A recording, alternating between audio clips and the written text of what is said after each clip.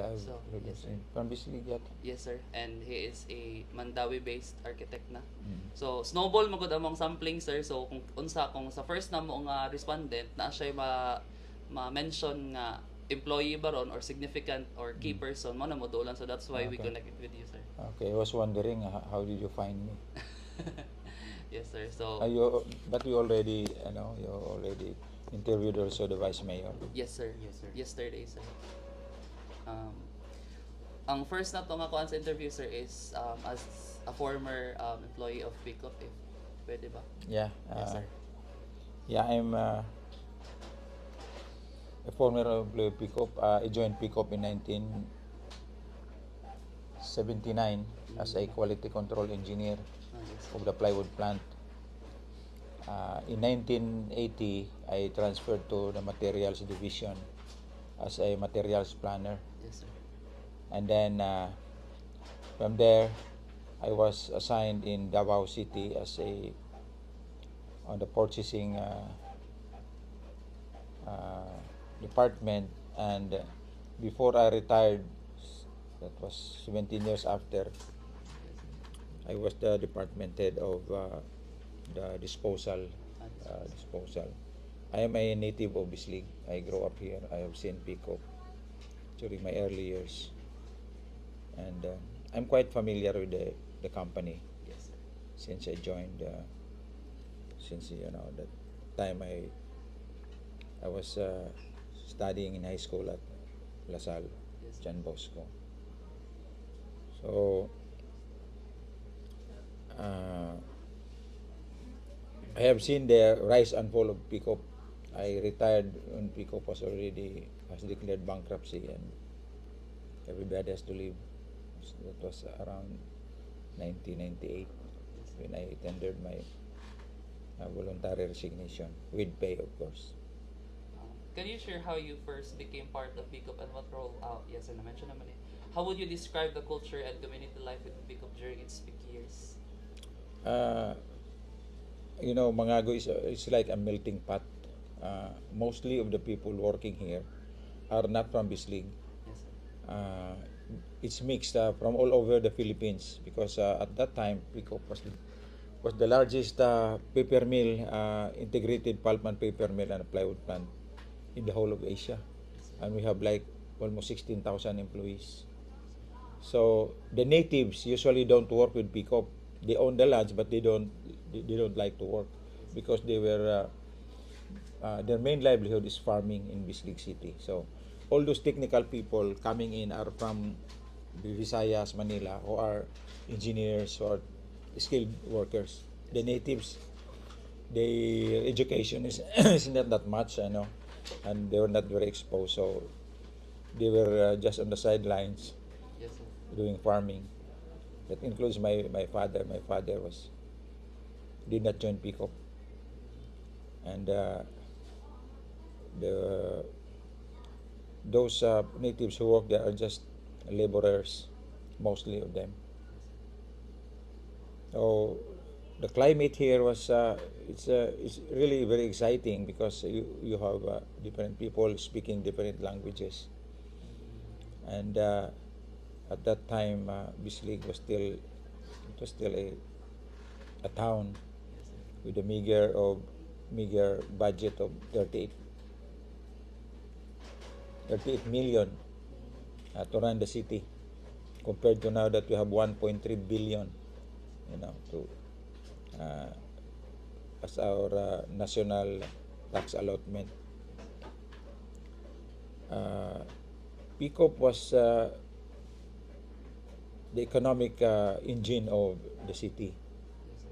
Almost, I would say 90% were dependent on Pickup. So, what makes Pickup unique, sir, compared to other industrial communities in the Philippines? Uh,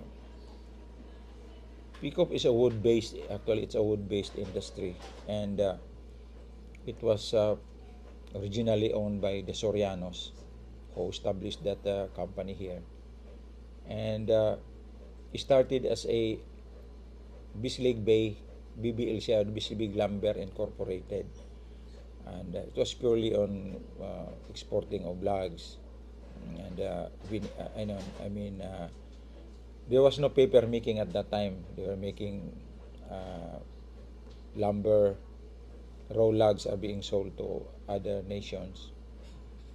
Then with the integration of the paper mill, it became an integrated lumber and paper mill. Yes, sir. And it was his name. Its name was uh, changed to Peacock Paper Industries Corporation of the Philippines. Um, why did PICOP or the BPLCI before, sir, chose Bislig as their um, place for industrialization, sir? Okay, when the Sorianos came, when they made a survey, there were two places that they were looking into. One is in Jatagon, Natuan, and Bislig, of course. At that time, the mayor of Bislig was hesitant to to have the company be established here. So Don Andres Soriano went to Inatuan and negotiated that they will put up the company there. But when with a political change, when politics, the when election came, politics changed. Yes. So Herculano Basañez, who won the mayoral slot, went to Manila and asked Soriano, Mr. Soriano, put up or establish your company in Bislig and I will give you a tax holiday, a lot of freebies, on condition that you put up the company here. So that convinced the Sorianos to put up the company here. And looking at the map, if you look at Bislig, its location is very strategic. It is the only port, when they built that pier, it is the only pier in the eastern seaboard of Mindanao. And you look at the bay, you look at the timberland, it's very potential in terms of raw materials, and it's a strategic location that really convinced the Sorianos to put the company here. So, and also the natives were happy because during Christmas they will receive gifts and things that they haven't seen in their lifetime, Yes, sir. because mostly of the top brass or people occupying higher positions were foreigners. Yes, sir. They were foreigners, not Filipinos. So yeah, that's how Peacock started. Um, in your answer, in your own story, what are the most memorable experiences that you had with PICOP? Well, I worked with Peacock for 17 years. In my first year as a quality control engineer, I enjoyed.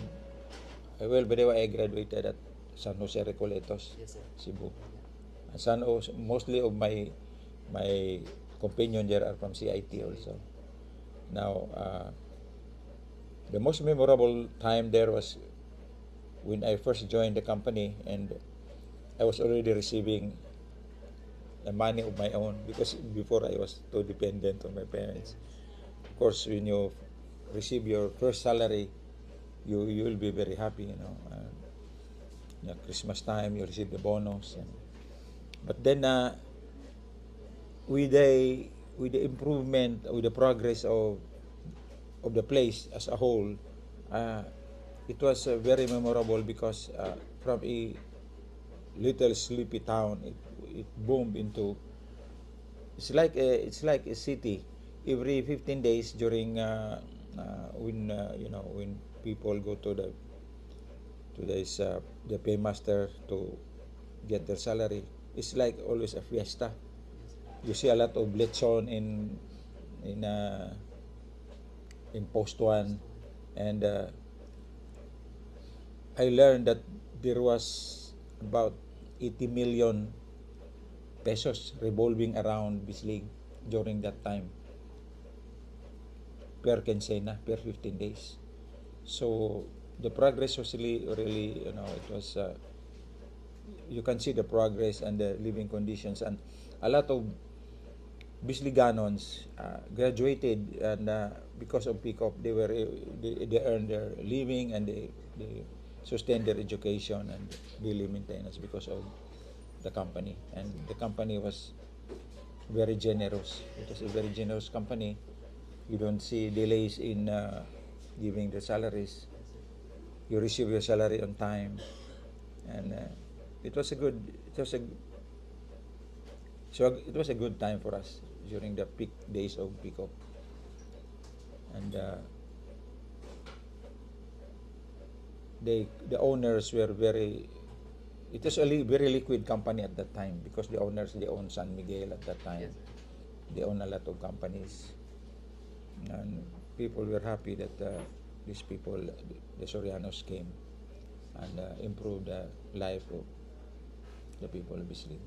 Who were the people that you can't forget, sir, during your days in Pickup? You've met, you've acquainted.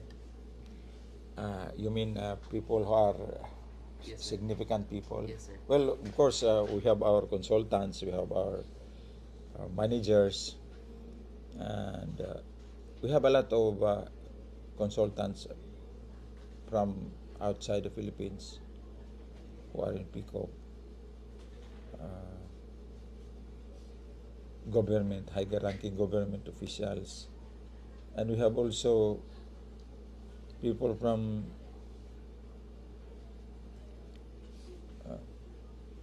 mga artista. They came like Idimisa, I don't know, you don't know. Who These are are very these, famous people. Or there are artists from Manila who came, especially during Christmas time. Nice. They are invited, to entertain the people. Can you name some of the artists, sir, and if ever na yung mga presidents nakaara sa Pickup nga you've met? I'm not really sure about. I don't know.